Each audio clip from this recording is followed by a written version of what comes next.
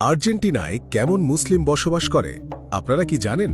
মেসির দেশ আর্জেন্টিনাকে আমরা সবাই চিনি, কিন্তু সেই দেশে মুসলিমরা কিভাবে জীবনযাপন করছেন সেটা হয়তো অনেকেই জানেন না। আজকে জানব সেই অজানা গল্প। প্রথমে জানি মুসলিমের সংখ্যা। আর্জেন্টিনায় প্রায় ৯ লাখ থেকে ১০ লাখ মুসলিম বাস করেন, মোট জনসংখ্যার প্রায় ২%। আর দক্ষিণ আমেরিকায় সবচেয়ে বেশি মুসলিম বাস করেন এই আর্জেন্টিনাতেই। এই মুসলিমরা কোথা থেকে এলেন? ঊনবিংশ শতকের শেষ দিকে সিরিয়া ও লেবানন থেকে লক্ষ লক্ষ আরব আর্জেন্টিনায় এসেছিলেন। আজ তাদের উত্তরসূরিরাই আর্জেন্টিনার মুসলিম সমাজ গড়ে তুলেছেন। মসজিদের কথা বলি।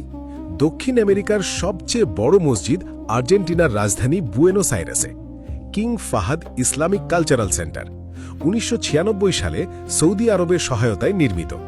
এই মসজিদে আছে লাইব্রেরি ও ২টি ইসলামিক স্কুল। মুসলিমদের স্বাধীনতা কেমন? আর্জেন্টিনায় মুসলিমরা সম্পূর্ণ স্বাধীন। হিজাব পরে কাজ করতে পারেন, পড়াশোনা করতে পারেন, এমনকি জাতীয় পরিচয়পত্রেও হিজাব পরা ছবি দিতে পারেন। ২০১১ সালে আইন করে মুসলিমদের ধর্মীয় স্বাধীনতা নিশ্চিত করা হয়েছে।